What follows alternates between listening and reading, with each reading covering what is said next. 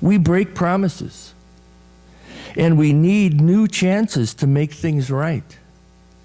We need to carry on in hope after awful tragedy or betrayal.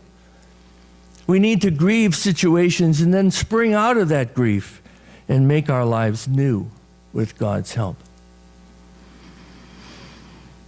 Many of you know Elie Wiesel. He's a writer, prolific writer, and he's probably the most famous of the Nazi death camp survivors. And in his book, Night, which I understand the kids are required to read in our schools nowadays, most schools, powerful, powerful book. He writes about this horror, which he says consumed my faith forever. Never shall I forget that night, the first night in the camps, which has turned my life into one long night, 7 times cursed and 7 times sealed. Never shall I forget that smoke. Never shall I forget the little faces of the children whose bodies I saw turned into a wreath of smoke beneath a silent blue sky. Never shall I forget that nocturnal silence which deprived me for all in eternity of the desire to live. Never shall I forget those moments which murdered my God and my soul and turned my dreams to dust. Never shall I forget these things, even if I am condemned to live as long as God himself. Never. And we would say to Elie Wiesel, redemption draws near. Can life after such horror be redeemed? You and I have never had any experience like that. And quite often, people have said when they visit the Holocaust Museum, or you remember the movie Schindler's List several years ago, there were people who had to turn it off. They couldn't watch it anymore. They couldn't go through every part of the museum at one time. The horrors are unbelievable. And Jesus would say, hold your head up. Your redemption draws nigh. Well, Elie Wiesel is a good example. Elie Wiesel is a rememberer. Elie Wiesel is an author, a teacher at Boston University. He is a man who tells us important stories about faith, about human dignity, about evil, and about the need to fight for justice. He tells us one of the most important lessons there is to learn. He tells us to remember, so that what happened to him and to millions and millions of people won't happen again. His life is redeemed as he teaches God's good purposes. In Luke's gospel, Jesus is talking about the end, but with every end with God, there is also a new beginning, a new reality, a new understanding of God's purposes. He is telling us that God is there at the ending, and God is ready to bring something new to life. Rise up, stand tall, lift your heads, and be on guard. Don't lose your sharp edge, Jesus says. Don't lose your sharp edge. Do you know you have a sharp edge? Have you thought about your sharp edge lately? Do you know that God gave each one of us an edge for those times when we need to cut through a lot of the baloney in this life and shape up to the reality that God brings? There are lots of meanings in all this rise up and hold your head up and watch.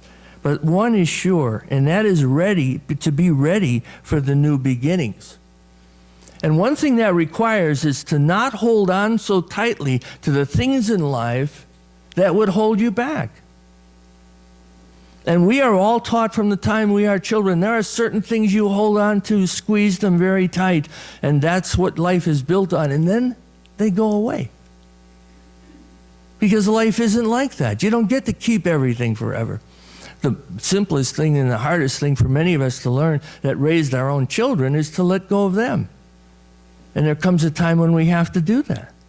But there are other things, and letting go is so difficult, but it is necessary in order to see the possibility of new beginnings, which God makes available to us. I had a member of a congregation many years ago, and he was a proud employee of the Acme Corporation. That's not what it was, but I'll call it that. And the Acme Corporation had given him the job he always wanted, and he'd been there a long time, and everything was wonderful until one day his boss came and said, "Well, Dave, we're making some changes. And the changes don't include you. There's kind of a shakeup going on, and we don't really know where it's going to go. But you're not going with us."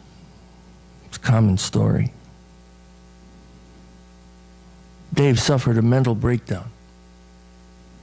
And for months when I visited him at Worcester State Hospital.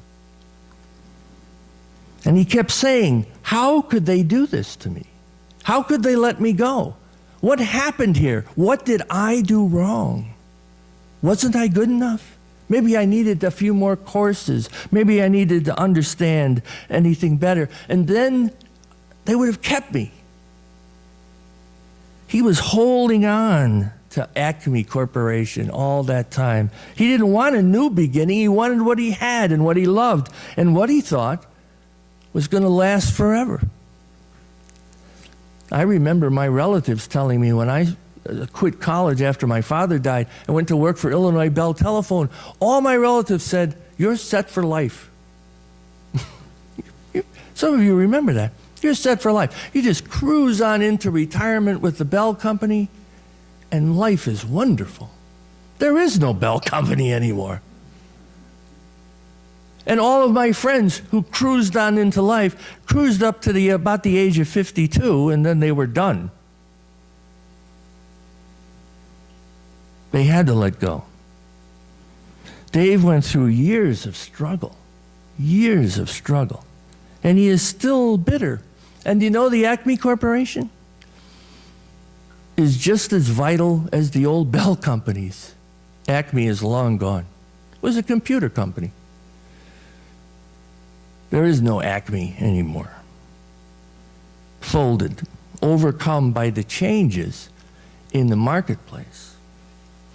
When Jesus was born, what this whole Advent season is looking up to, when Jesus was born, a promise was made by God to all humankind, to you and to me, that life will always have a higher purpose than what we are living right now.